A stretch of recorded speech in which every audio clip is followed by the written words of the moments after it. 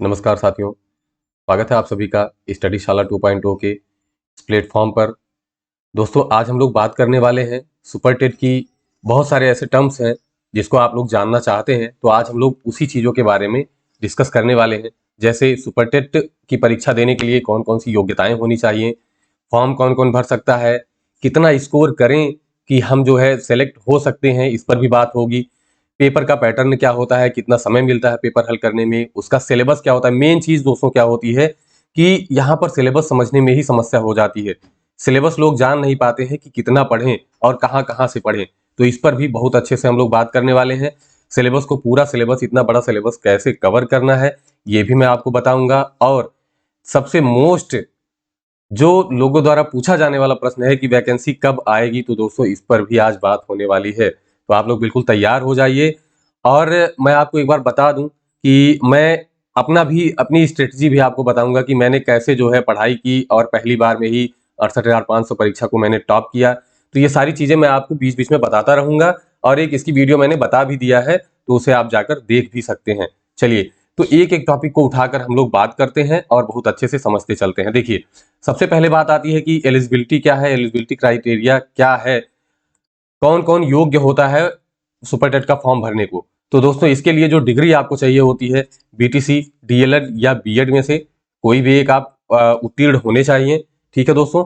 उसके बाद आप टेट या सीटेट, ये भी प्रश्न उठता है कि सर क्या टीटेट वालों को अलग से कुछ एक्स्ट्रा वेटेज मिलता है, सीटेट वालों को नहीं मिलता है वो वेटेज। तो ऐसा कुछ भी नहीं है। भले ये उत्तर प्रदेश की परीक्षा है, लेकिन यहाँ पर टेट और सीटेट दोनों को इक्वल वैल्यू दी जाती है। इसके नंबर भी आपके नहीं जुड़ते हैं, तो ये केवल पासिंग मार्क आपको चाहिए इसमें। ठीक है दोस्तों। बाकी गुणांक जो है, जो बनता है, वो बीटीसी, डीएलएड और इन्हीं चीजों से बनता है। गुणांक कैसे बनता है ये भी वीडियो मैं आपको जल्दी ही दे देने वाला हूं। ठीक है दोस्तों। तो देखिए, आपके अगर इसमें जो है गुणांक अच्छे होंगे, डीएलएड में एकेडमिक में गुणांक होंगे अच्छे, तो उसका आपको लाभ जरूर मिलने वाला है। तो उसके बारे में भी हम लोग आगे चर्चा करेंगे। तो आप समझ गए, बीटीसी, डीएलएड या बीएड में से एक होना चाहिए। ये देखिए दोस्तों, जो बीएड था ये पहले नहीं था। ये जो है 69,000 में, जो 69,000 की वैकेंसी आई, उसमें बीएड वालों को भी शामिल कर लिया गया है। नहीं तो उससे पहले केवल बीटीसी वाले थे और डीएलएड वाले ही थे। ठीक है दोस्तों। चलिए, हम जो अगला टर्म है कि फॉर्म कौन कौन भर सकता है, उस पर अगर बात करें तो यहां पर देखिए, जैसे इसके लिए क्या होता है कि अदर स्टेट के जो स्टूडेंट्स हैं वो यहाँ पर फॉर्म भर सकते हैं या नहीं भर सकते हैं। तो उसके बारे में आप ये समझिए कि अब जो है, जो भी भर्ती आ रही है सुपर टेट की, उसमें यूपी का डोमिसाइल होना अति आवश्यक है, अर्थात उत्तर प्रदेश का निवासी होना चाहिए। जो अभ्यर्थी फॉर्म भर रहे हैं वो उत्तर प्रदेश के निवासी होने चाहिए। ठीक है दोस्तों। और डिग्री बात करें कि सर अगर वो कहीं बाहर से पढ़ के आया हो तो उससे कोई मतलब नहीं है। डिग्री एनीवेयर, कहीं की भी हो, वो चल जाएगी। डिग्री से नहीं मतलब है, लेकिन आप जो है उत्तर प्रदेश के निवासी होने चाहिए। आपके पास उत्तर प्रदेश का निवास प्रमाण पत्र होना चाहिए। दोस्तों, ये चीज बहुत जरूरी है कि निवास प्रमाण पत्र होना चाहिए, वो उत्तर प्रदेश का आपके पास होना चाहिए। ठीक है।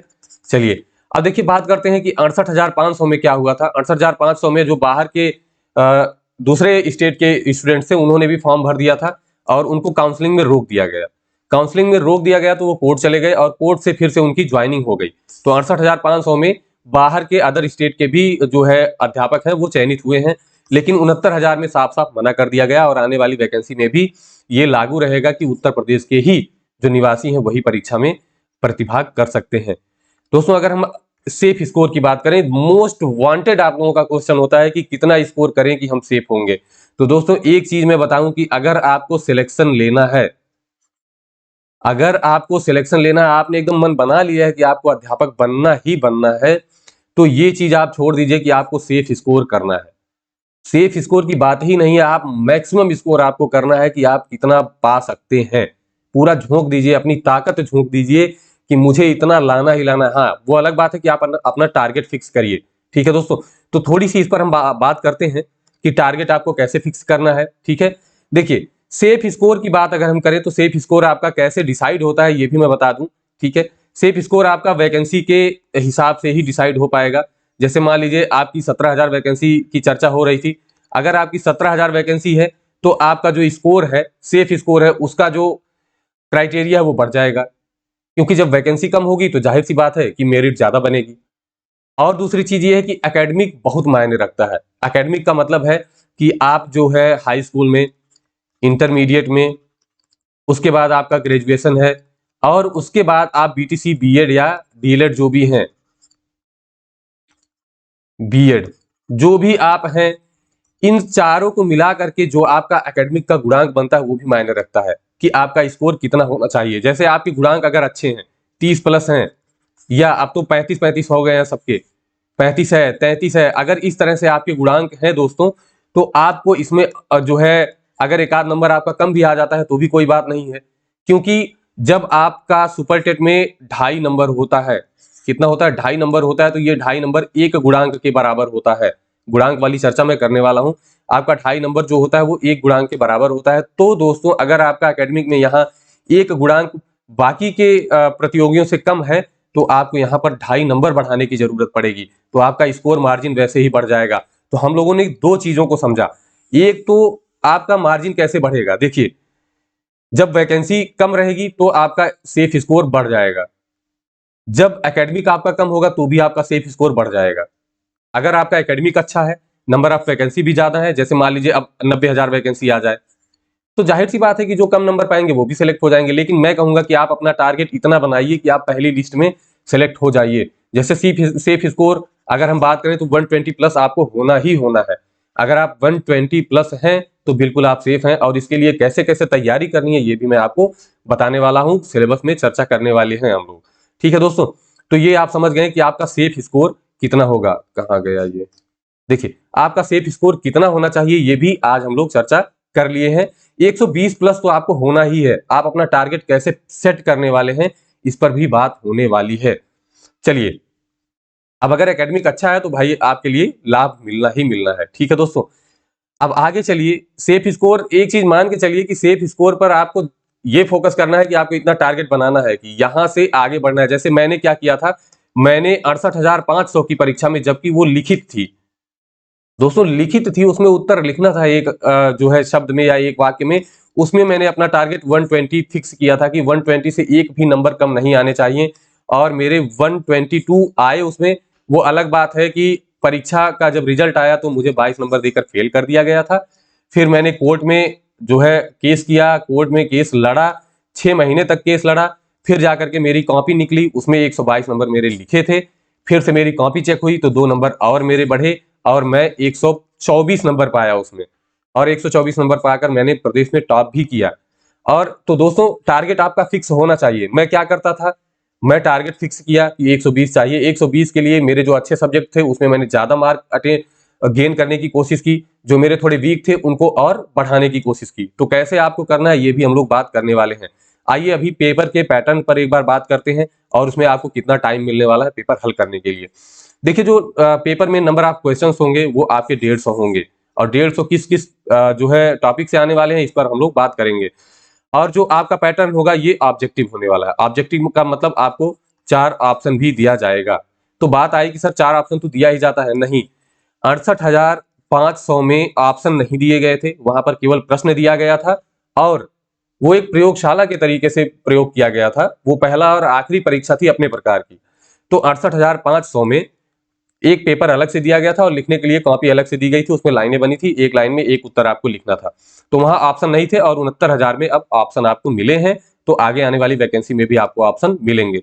और टाइम की बात करें तो आपको 2.5 घंटे में पेपर हल करना होगा। आपके पास 2.5 घंटे होंगे और 150 क्वेश्चन होगा, उसी हिसाब से आपको अपना टाइम मैनेजमेंट करना पड़ेगा। ठीक है दोस्तों, टाइम मैनेजमेंट के बारे में भी हम लोग बात करेंगे। चलिए, अब यहाँ पर बात आती है सिलेबस, और सिलेबस को कैसे कवर करें। सबसे बड़ी चीज है कि इतना बड़ा सिलेबस हम कैसे कवर करें। तो मैं बिल्कुल बताऊंगा आपको कि मैंने भी कैसे कवर किया, और कैसे इतने अच्छे अंक मुझे मिले। मुझे 69,000 में भी 127 अंक मिले हैं। मेरी ज्वाइनिंग हो नहीं पाई थी 68,500 में, जैसा कि मैंने बताया कि केस वगैरह चल रहा था, तो मुझे परीक्षा 69,000 की भी देनी पड़ी। तो चलिए, अब हम लोग सिलेबस पर बात करते हैं, एक एक चीज को उठा उठा करके अच्छे से समझते हैं। जैसे देखिए दोस्तों, भाषा, सिलेबस में आपके क्या लिखा है, यहाँ मैंने सिलेबस भी रखा है, सरकारी जेल से डाउनलोड करके देखिए दोस्तों, मैंने सिलेबस भी आपके लिए यहाँ पर रख रखा है कि यहाँ पर केवल दे दिया गया है भाषा। भाषा में कौन कौन से, हिंदी, संस्कृत और अंग्रेजी। देखिए, भाषा में आपको 3 दिया है, हिंदी है, संस्कृत है, और अंग्रेजी है। ठीक है, हिंदी, संस्कृत और अंग्रेजी, इनका वेटेज कितना कितना है? हिंदी जो आपकी आएगी वो 20 नंबर की है, संस्कृत 10 नंबर और इंग्लिश भी 10 नंबर की है। ठीक है दोस्तों, तो अब समझिए मैंने हिंदी की तैयारी कैसे की और आपको भी कैसे करनी है।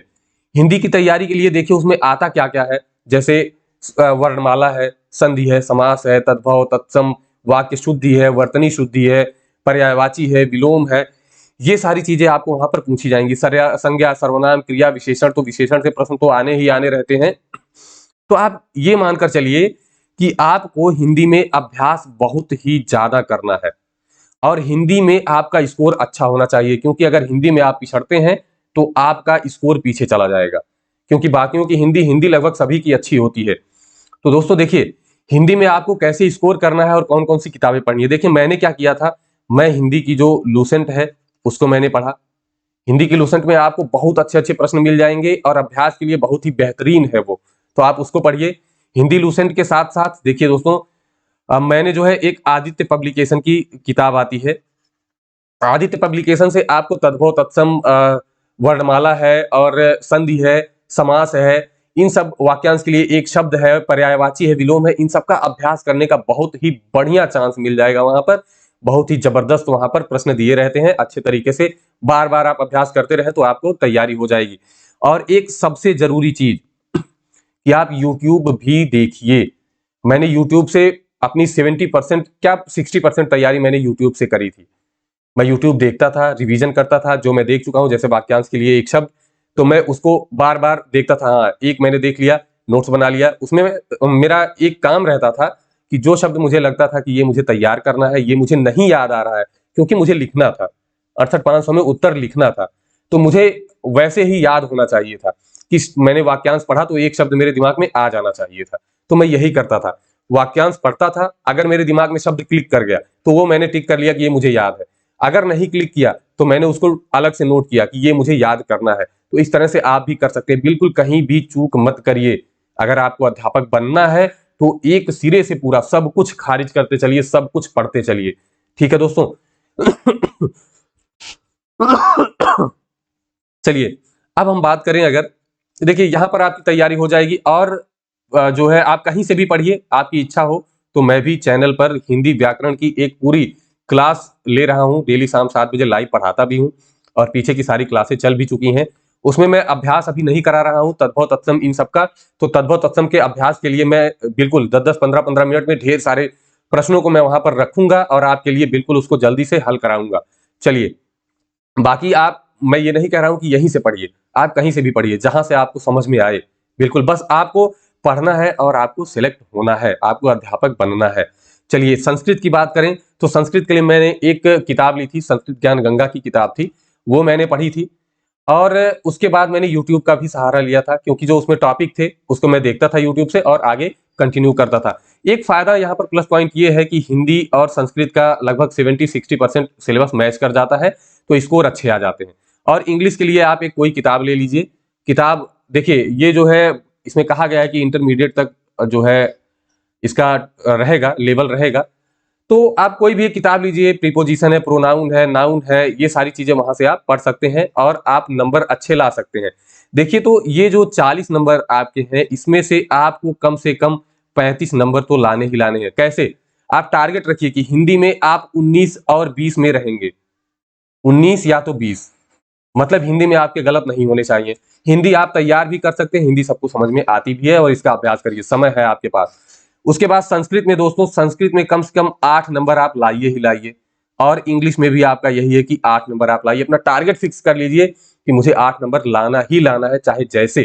पिछले पेपर आप उठाइए, उनको देखिए, टेट के पेपर उठाइए, उनको देखिए, और जो है आगे जो भी प्रैक्टिस सेट वगैरह मिलते हैं आप उनको देखते रहिए। ठीक है, आप इंग्लिश के लिए यूट्यूब जरूर विजिट करिए, क्योंकि यूट्यूब पर, मैं तो इंग्लिश नहीं पढ़ा रहा हूं, लेकिन यूट्यूब पर आपको बहुत सी जो है क्लासेस मिल जाएंगी, तो आप वहां से पढ़िए।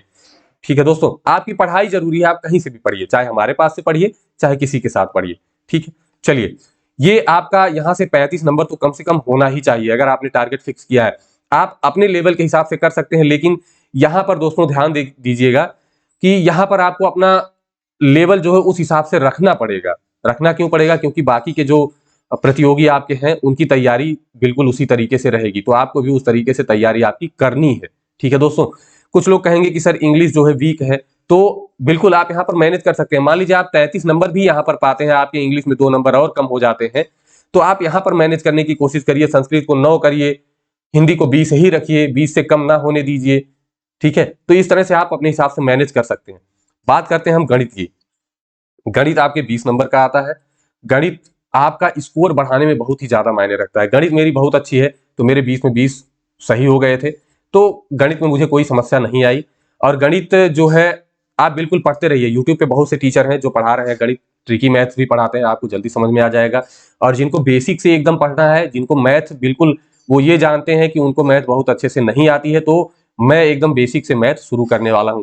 तो यहाँ पर आपका टारगेट, जिनका मैथ अच्छा है वो तो 20 और 19 टारगेट कर सकते हैं, और जिनके मैथ में थोड़ी सी समस्या है वो जो है 15 प्लस 16 के आसपास में चल के मान के आप चलिए, ताकि आपका स्कोर थोड़ा अच्छा जाए।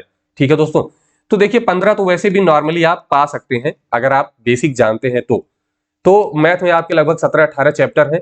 अगर आप एक चैप्टर को 5 दिन में कवर करते हैं, तब भी आप सोचिए 3 महीने में आपकी पूरी मैथ कवर हो जाएगी। आपको ज्यादा पढ़ना भी नहीं है, आधे घंटे से 1 घंटे ज्यादा से ज्यादा आपको मैथ पढ़ना है, आपके पास टाइम है अभी उतना। अब बात करें रीजनिंग की दोस्तों, तो ये फ्री का नंबर है 5 नंबर। रीजनिंग उतनी सबको आती है, जैसे दिशा परीक्षण है, कोडिंग डिकोडिंग है, नंबर सीरीज है, और अल्फाबेट वाली जो सीरीज आती है, तो इतना आप लोग बिल्कुल जानते हैं। और दोस्तों मैं इसको जो है बहुत शॉर्ट में मैं भी पढ़ाने वाला हूं। अगर आपको अच्छा लगेगा तो बिल्कुल आप यहाँ से पढ़ सकते हैं, नहीं तो यूट्यूब पर बहुत सारे हैं। तो यूट्यूब का सहारा मैं बार बार क्यों आपसे कह रहा हूँ, यूट्यूब एक ऐसा प्लेटफॉर्म है जहां से आप बहुत जबरदस्त तैयारी कर सकते हैं। ठीक है दोस्तों, दूसरी चीज ये, बहुत से लोग ये पूछते हैं कि कोचिंग करें कि ना करें। तो देखिए कोचिंग मैंने भी नहीं किया था। मैं कोचिंग में गया, 10-20 दिन पढ़ा, मुझे लगा कि कुछ उस तरह का नहीं है, तो मैंने कोचिंग छोड़ दिया। और किसी भी कोचिंग के जो स्टूडेंट हैं वो मेरे जितने अंक नहीं पा सके। मैंने सेल्फ स्टडी पर ज्यादा फोकस किया, और कोचिंग के नाम पर मैंने यूट्यूब का सहारा लिया, और मेरी सारी चीजें आराम से तैयार हो गई। रिवीजन और आगे बढ़ते रहना, रिवीजन आगे बढ़ते रहना, यही आपका टारगेट होना चाहिए। आपके दीवार पर जहां आप पढ़ते हैं एक सिलेबस चिपका लीजिए। मैंने क्या किया था, मेरा सिलेबस अगर कोई देखता तो उसमें उसको अक्षर नहीं दिखते, इतनी लाइन मैंने उसमें खींच दी थी। जो भी पढ़िए उस पर लाइन मारिए कि हाँ ये मैंने पढ़ लिया है। उसका रिवीजन 2-4 जगह से कर लीजिए बिल्कुल, और नोट्स जरूर बनाते चलिए, क्योंकि आपको रिवीजन में काम आएंगे। ठीक है, चलिए रीजनिंग में जो भी आपके चैप्टर्स हैं, 5 से 10 मिनट एक चैप्टर पे आप अगर देते हैं तो आपके समझ में आ जाएगा। कुछ उसके फिक्स हैं कि उसमें से आना ही आना है, जैसे दिशा परीक्षण हो गया, किस दिशा में है, कैसे है, ये सारी चीजें आपको आनी ही आनी है। पासा से भी आ सकता है प्रश्न, कभी कभार आ जाता है। तो दोस्तों कोडिंग डिकोडिंग तो आना ही आना है, इसमें से आपको प्रश्न जरूर मिल जाएंगे। 5 ही प्रश्न है तो क्या क्या देगा वो, तो ABCD वाले जो प्रश्न आते हैं नंबर सीरीज बनाने के लिए, उसमें से भी आपको मिल जाएंगे। तो ये आपका एकदम समझिए फ्री का नंबर है। 4 तो सभी लोग ला ही सकते हैं इसमें, किसी भी बैकग्राउंड के हो तो 4 नंबर वो ला सकते हैं। अब हम बात करें बाल मनोविज्ञान, शिक्षण कौशल और जीवन कौशल की, तो दोस्तों इसके लिए मैंने कैसे तैयारी करी थी मैं वो आपको बता रहा हूं। मैंने जो है BTC चारों सेमेस्टर के जो कोर सब्जेक्ट होते हैं, फर्स्ट और सेकंड सब्जेक्ट, पहला और दूसरा सब्जेक्ट होता है वो, तो फर्स्ट और सेकंड वाला जो पार्ट होता है हर सेमेस्टर का, चारों सेमेस्टर के, ठीक है, चारों सेमेस्टर BTC या DLED जो भी आपके पास है किताब, उससे आप उसको पूरा पढ़ डालिए। वहां से आपके सारे प्रश्न मिल जाएंगे। मैं बता रहा हूं कि सारे प्रश्न आपको मिल ही जाएंगे। और उसके बाद मैंने यही काम किया, मैं जो है BTC की किताबें ढूंढ रहा था, नहीं मिली, क्योंकि उस समय मेरे पास नहीं थी।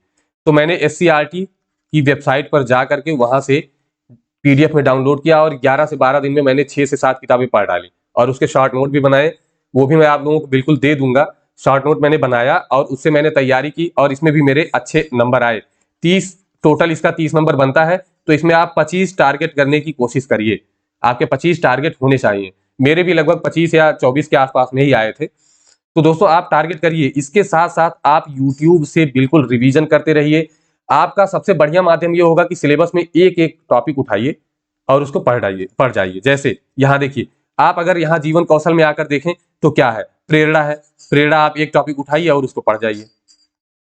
यूट्यूब पे आपने सर्च किया प्रेरणा, शिक्षक की भूमिका, ये सारी चीजें आपको मिल जाएंगी। पुरस्कार एवं दंड, मैंने भी यही तरीका अपनाया।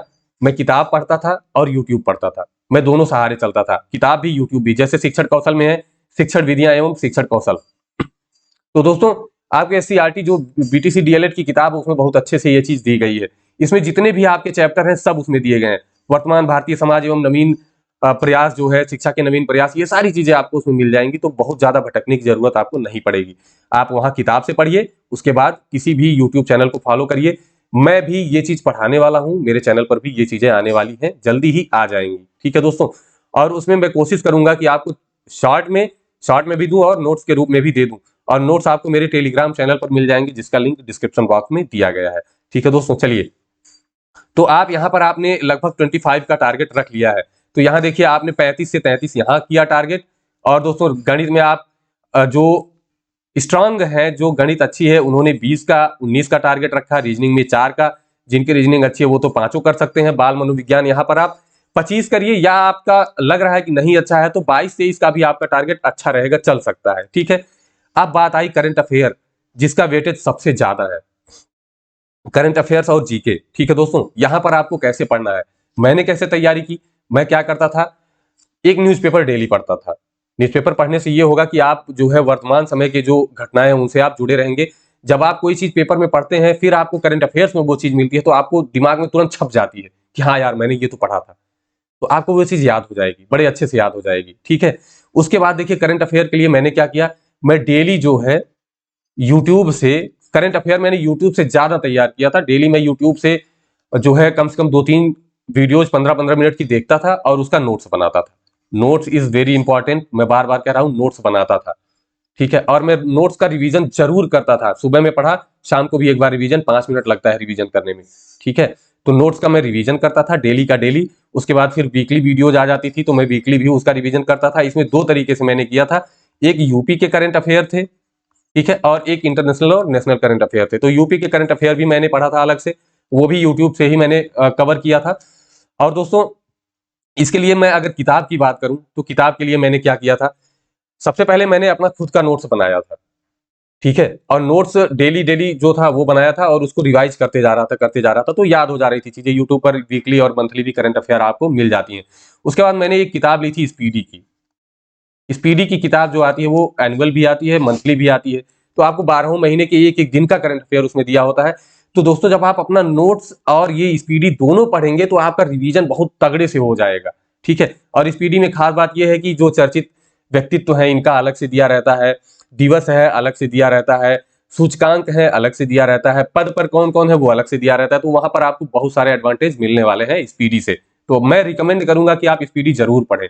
ठीक है दोस्तों, और करंट अफेयर देखिए यहां से मैंने इस तरीके से तैयार किया, मैं रिवीजन करता रहता था। किताब कोई भी आप एक पत्रिका अगर चाहे तो लाकर पढ़ सकते हैं, बिल्कुल पढ़ सकते हैं, क्योंकि करंट अफेयर्स का वेटेज बहुत ज्यादा है। उसके बाद बात आती है जीके की। तो जीके में देखिए जो जीके है और सामान्य अध्ययन है ये दोनों लगभग मैच करता हुआ है, क्योंकि जब आप मान लीजिए संविधान पढ़ते हैं तो उसमें भी कौन प्रथम है, कैसे क्या है, ये सब आपको मिलता है। ठीक है, और ये जीके में भी आता है। दिवस है, आविष्कारक है, ये सब जीके की चीजें हैं। ये सब कैसे मिलेंगे आपको, ये आप जो है आपके पास अगर लूसेंट है। ठीक है दोस्तों, जीके के लिए मैंने क्या किया था, मैंने जो है लूसेंट उठाया। जो हमारे पास ये लूसेंट देखिए मैं आपको दिखा दूं, यहाँ पर होगी मेरे पास अभी भी, वो दूर है। ठीक है, तो लूसेंट मैंने जो नीला नीला कवर होता है वो वाली लूसेंट मेरे पास थी। तो पीछे आप विविध में जाएंगे तो वहां पर आपको जीके की बहुत सारी चीजें वहां पर मिल जाएंगी। तो बिल्कुल वहां से जाकर आप जीके अपना कवर कर सकते हैं। ऊपर से मैंने जो है यूट्यूब के सहारे बहुत सारी चीजें पढ़ ली। और आपको दोस्तों एक चीज मैं और यहाँ पर दिखा दूं, देखिए जीके में अगर आप देखें तो आपको क्या क्या मिलेगा। यहाँ देखिए खेल कूद मिल जाएगा, संस्कृत एवं कला से संबंधित मिल जाएगा। ठीक है दोस्तों, और यहाँ आइए देखिए, ये तो आपका अगला है पर्यावरण और एसएसटी वाला है, समसामयिक घटना। और यहाँ पर जो जीके आपको दिया, देखिए व्यक्तित्व है, रचनाएं हैं, ये रचनाएं जो वर्तमान में भी आपकी करंट में है और जो पहले से रचनाएं हैं उनमें से भी पूछा जा सकता है। तो बिल्कुल आप वहां से राष्ट्रीय पुरस्कार जो करंट में दिए गए हैं, देखिए यही सारी चीजें। आपको पढ़ना कैसे है, यहाँ से आप टॉपिक सेलेक्ट कीजिए और करंट से जोड़ते जाइए। जब आप करंट पढ़ रहे हो तो वहां से उसको अलग करते रहिए। करंट आप पढ़ रहे हैं तो एक एक चीज वहां से अलग अलग करते चलिए। जैसे कोई भी चर्चित व्यक्तित्व आया तो चर्चित व्यक्तित्व का आपने अलग से बना रखा है तो उसमें आप नोट कर लीजिए। किसी की नई नियुक्ति हुई तो उसको आप वहां पर नोट कर लीजिए, वो भी चर्चित व्यक्तित्व में आ गए। अब जैसे देखिए दोस्तों, खेल कूद में कोई पुरस्कार कोई जीता, कोई टीम जीती, या विंबलडन, ये जो ओपन होते हैं जितने, ऑस्ट्रेलियन है, विंबलडन है, यूएस ओपन है, फ्रेंच ओपन है, ये ओपन होते हैं, इसमें से भी प्रश्न बनते हैं। तो ये आप एक जगह नोट करते जाइए अलग से। खेल कूद का हो गया, तो इस तरह से जो भारत की करंट करंट अफेयर, भारत के खेल हैं, वो अलग से आप नोट करते चलिए। तो दोस्तों इस तरह से आपको सारी चीजें मिल जाएंगी।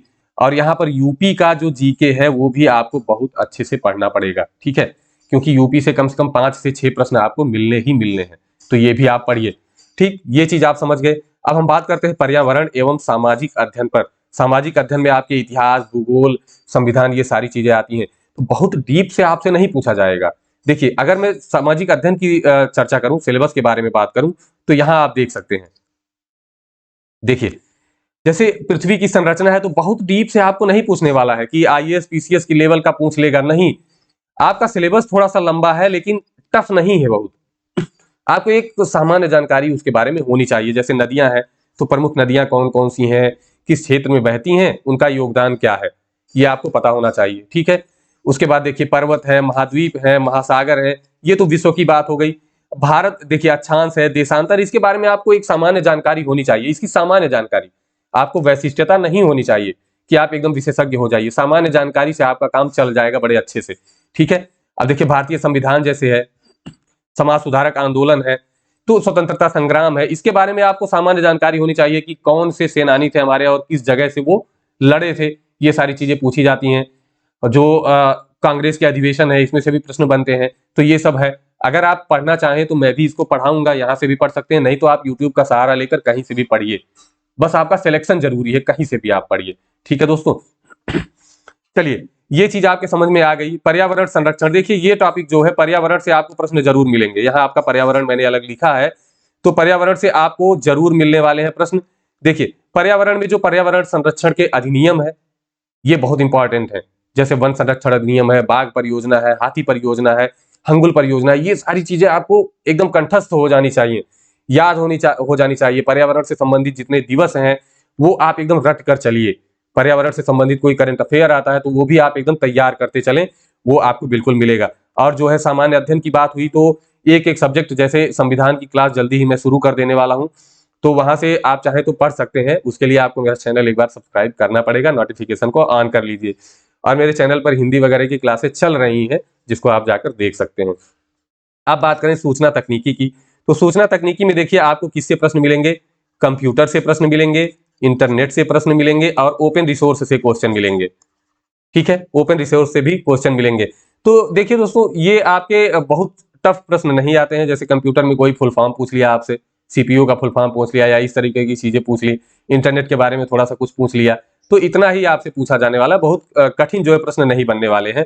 तो अगर हम बात करें इन जो है, ये देखिए, इतना आपके 30, 10, 40 और 5, 45 नंबर के ये जो आपके प्रश्न है, इनमें से देखिए, और ये 10, ये भी आप इसमें अगर विज्ञान का भी हम जोड़ ले, तो लगभग 55 नंबर आपका ये हो रहा है, ठीक है। 55 नंबर में आपको ज्यादा से ज्यादा स्कोर करना ही करना है दोस्तों। 55 नंबर आपका, देखिए, जैसे करंट अफेयर्स में 30, अगर आपका 30 करंट अफेयर जीके है, तो इसमें आप 25 प्लस ही रहिए, 25 से नीचे बिल्कुल नहीं आना है। मैं इन सब की बात करूं अगर 55 की, तो आपको 50 या 45 यहां से लाने ही लाने हैं। जैसे आप विज्ञान की बात कर ले, तो विज्ञान का सिलेबस जो है, देखिए क्या क्या दिया गया है आपको। यहाँ देखिए, दैनिक जीवन विज्ञान, गति है, बल है, ऊर्जा है, एक एक चैप्टर आप उठाइए, पढ़ते जाइए।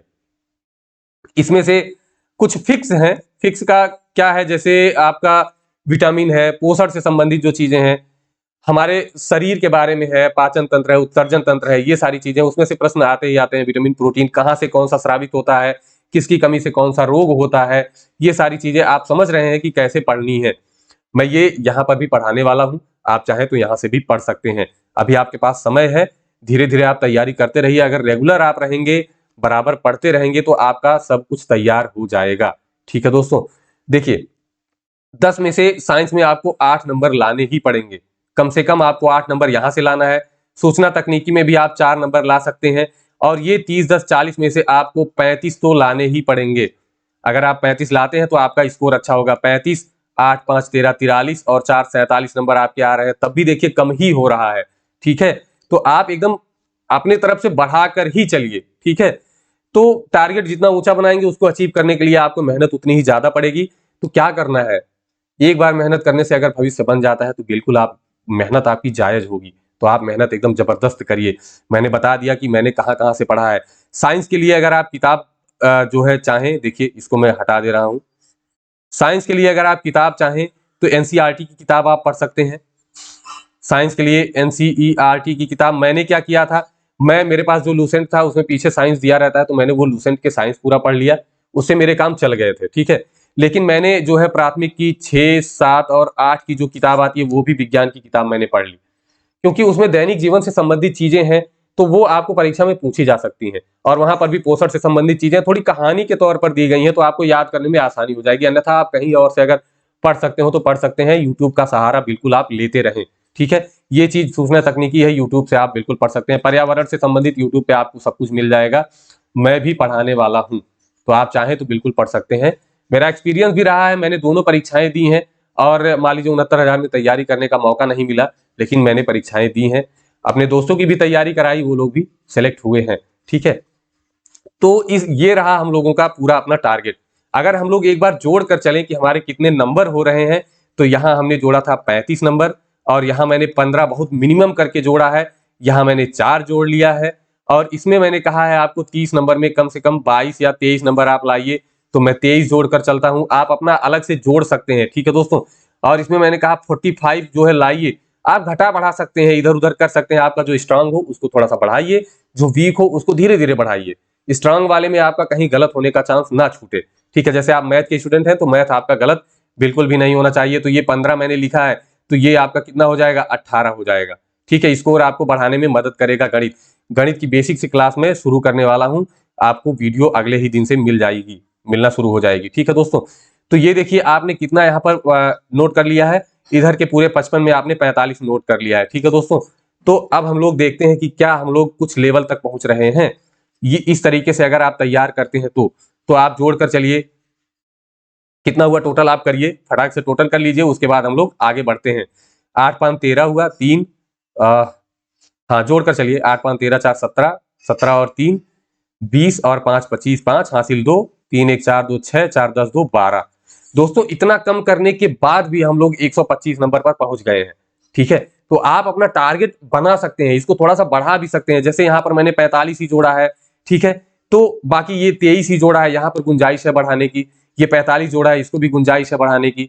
तो बिल्कुल आप उस तरह से अपनी तैयारी करिए, 125 प्लस आप हो जाएंगे बड़े आराम से। देखिए सिलेबस पर भी बात हो गई। अब बात आई वैकेंसी की कि सर वैकेंसी कब आने वाली है। तो दोस्तों फिर से आप एक बार बताइए, आप दिल से बताइए कि क्या आपकी तैयारी हो चुकी है।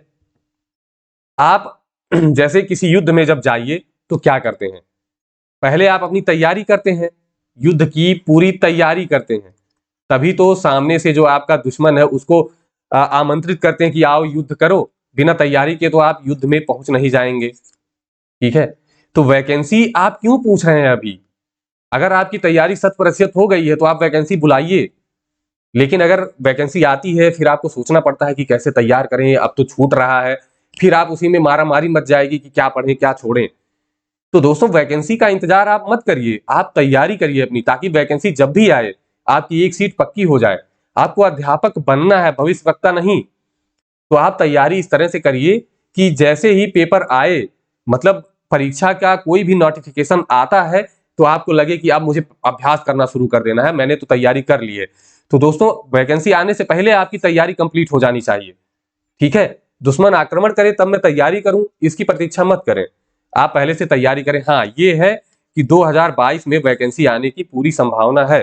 चुनाव की वजह से अभी वैकेंसी का कोई नोटिफिकेशन नहीं जारी हो रहा है, लेकिन आगे संभावना है कि 2022 में ही वैकेंसी आ जाए और 2023 में इसकी परीक्षा हो जाए, या इसी वर्ष के लास्ट में ही परीक्षा हो सकती है, 2022 के लास्ट में भी। तो संभावनाएं यही आप लेकर चलिए कि परीक्षा के लिए आपके पास समय बहुत ज्यादा नहीं बचा है। तो आप एकदम जुट जाइए तैयारी में, जी जान लगा दीजिए पूरा। मैंने भी यही किया था दोस्तों। जब परीक्षा की तिथि आई उससे पहले से ही मैं जो है 12 14 15 घंटे मैं पढ़ता था। मैंने लाइब्रेरी भी ज्वाइन कर लिया था, और लाइब्रेरी ज्वाइन करने पर यकीन नहीं मानेंगे, परीक्षा से लगभग 15 दिन पहले मेरी पढ़ाई लगभग 15-15 घंटे की होने लगी थी। तब जाकर के मुझे उतने अंक मिले थे, क्योंकि उसमें ऑप्शन होने नहीं थे। मुझे सारी चीजें याद रखनी थी, अपने माइंड में एकदम स्पष्ट रखनी थी कि इसका उत्तर एकदम यही होना चाहिए, ठीक है दोस्तों। तो बिल्कुल आप भी जुड़े रहें, पढ़ते रहें, और जो भी आपका, अगर आपकी कोई क्वेरी है तो आप कमेंट बॉक्स में जरूर लिखें। मेरा टेलीग्राम चैनल है, डिस्क्रिप्शन बॉक्स में उसका लिंक है, आप उसको भी ज्वाइन करें।